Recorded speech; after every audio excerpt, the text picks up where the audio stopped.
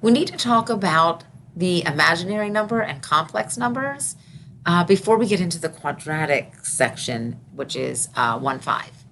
So this is actually section P7. It's the preview chapter before chapter 1. Okay, so if you're looking for it, it's in section P7 if you're looking in the book.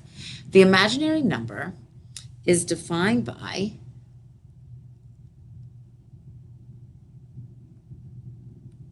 square root of -1. Okay, what this means, we also denote it by the lowercase I. Okay, mathematicians got tired of having to stop every time they had something like x squared equals -5, and we'd have to say, oh no, we can't do that. You can't take the square root of a negative. Well, now we can. It's just an imaginary number. We write it as I square roots of 5. Okay, because square root of -1 is I.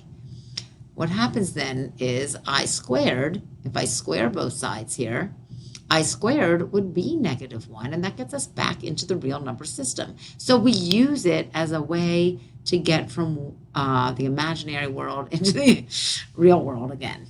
Okay, now the set of complex numbers is all numbers, actually, because it's the set of all numbers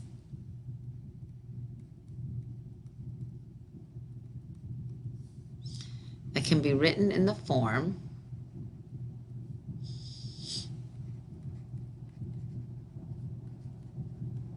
A plus BI.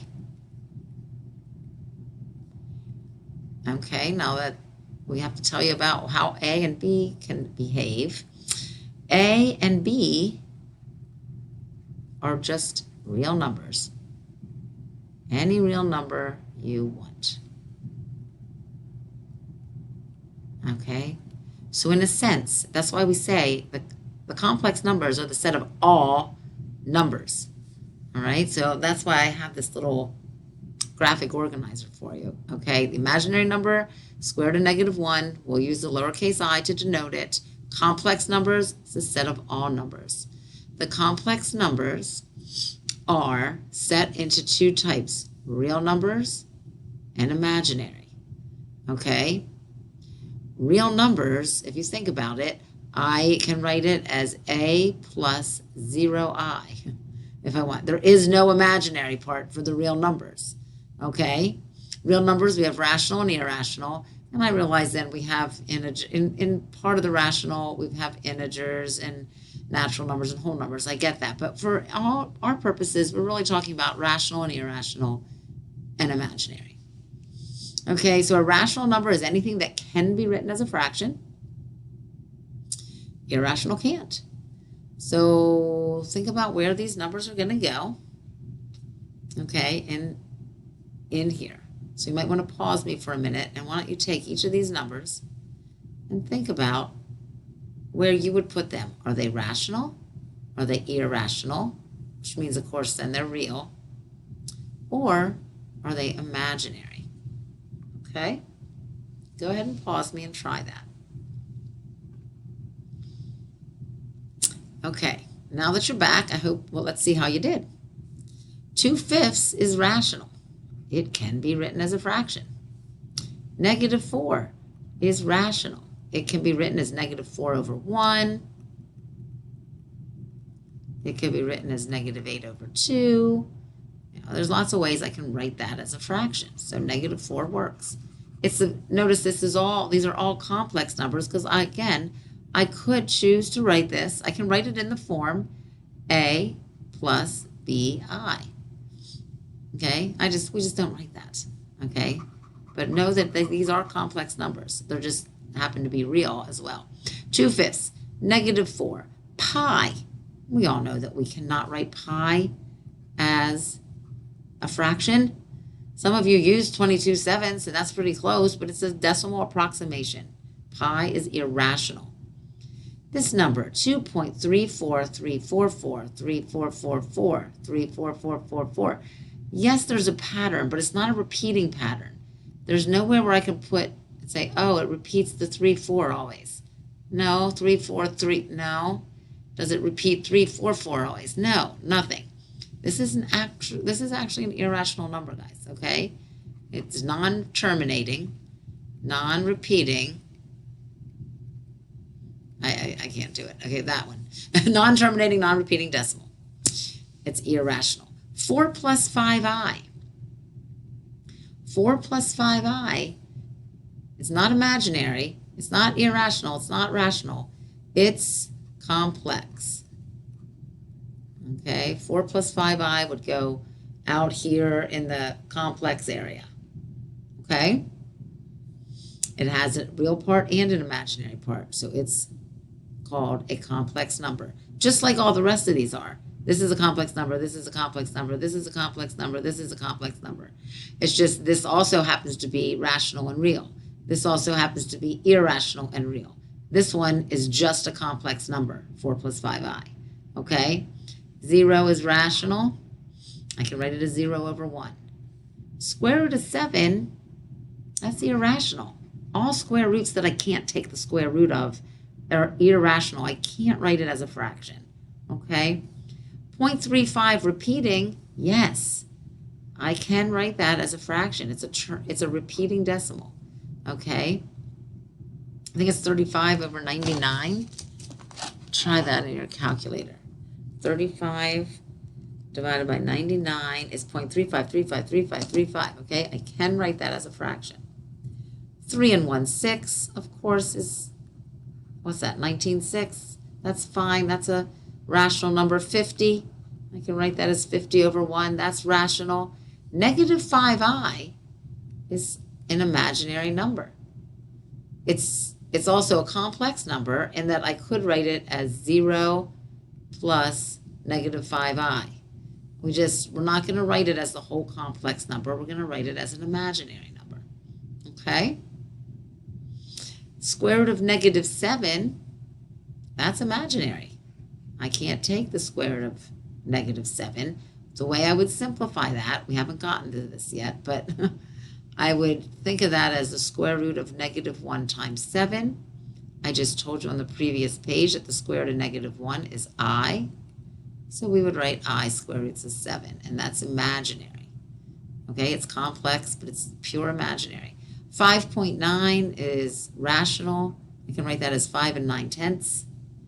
Negative square root of 7 is irrational. Okay, the negative's not under the square roots. That's just irrational. 0.666666 repeating is rational. It's 2/3. Okay, or 0.6 repeating, however you want to write that. It's rational, it's real. It's also a complex number. I could write 2/3 plus 0i. Square root of 49, guys, be careful. That's rational because I can take the square root of 49. It's 7.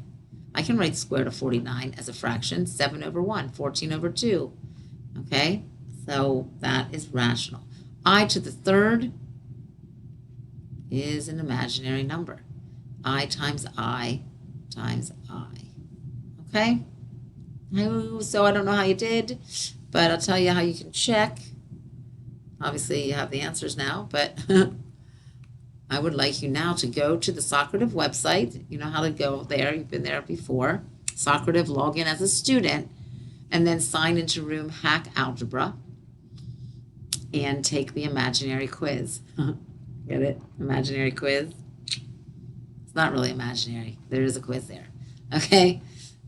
You can stop the recording now if you want and do it, or you can do it later. But on this quiz on Socrative, it just is simply asking you, is it real, rational, or complex? Real, rational, or imaginary? Stuff like that. Kind of like what we just did back here. I'm going to give you numbers and ask you multiple choice, A, B, or C. Is it real? Is it rational? I mean, is it rational? Is it irrational? Or is it imaginary? Okay? All right, now these are numbers. We can add, subtract, multiply, and divide them. Okay?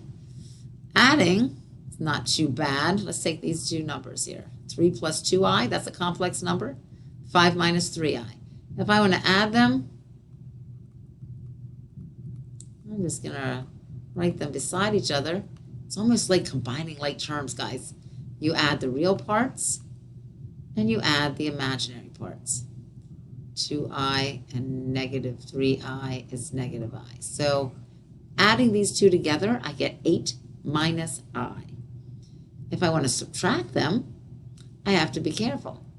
I want to take 3 plus 2i minus 5 minus 3i. Okay, I'm going to take the first one and subtract the second one from it. The order would matter here, but we're just going to subtract the first one minus the second one. So I do have to remember to distribute the negative just like I would if I was combining like terms. And now I'll do just like I did with addition. I'll combine my 3 and negative 5 and my 2i plus 3i, and I will get negative 2 plus 5i. Okay, that's adding and subtracting complex numbers. It's really just like combining like terms. Multiplying is sort of like FOILing. Okay, I'm going to take 3 plus 2i times 5 minus 3i. 3 times 5 is 15 minus 9i plus 10i minus 6i squared. So I can combine my negative 9i plus 10i, and then I have to remember what I squared really is. I squared is negative 1.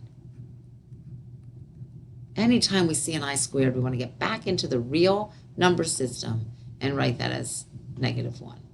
So I have 15 plus I plus 6. Your final answer is 21 plus I. Oops, that's supposed to be an I. Okay, 21 plus I is the product of 3 plus 2i and 5 minus 3i. Division, 3 plus 2i over 5 minus 3i. What we're going to do here, guys, is multiply by something called the conjugate. Okay? That's sort of just like we did when we had radicals and we wanted to get rid of a radical. We would multiply by the conjugate. Well, I is a radical. It's the square root of negative 1. So I'm going to multiply top and bottom by 5 plus 3i over 5 plus 3i. So I'm really just multiplying by 1, which doesn't change the fraction. Okay, it just changes the form of it. So I'll FOIL this. I'll get 15 plus 9i plus 10i plus 19i's plus 6i squared. Now on the bottom, when I FOIL this, a nice thing happens. I get 25 plus 15i minus 15i. That's 0 i's. So that goes away. And then I have minus, because I have a negative times a positive, minus 9i squared. Remember now that I squared is negative 1. So this is really negative 1 times 6, which is negative 6. So I have 15 plus negative 6 up top. So I have 9 plus 19i. Okay, 15 plus negative 6 is 9. On the bottom, since I squared is negative 1, I have 25 minus negative 9. That's 25 plus 9, which is 34. If they want this in true A plus BI form, they might rewrite this as 9/34 plus 19/34 I, just so you can see the A plus BI form. Okay, I'm fine with 9 plus 19i over 34, but again, they might want to see that as 9/34 plus 19/34 I. Okay? So that's how you add, subtract, multiply, and divide complex numbers. So tune into part 2, and I just want to show you how to simplify it. Okay?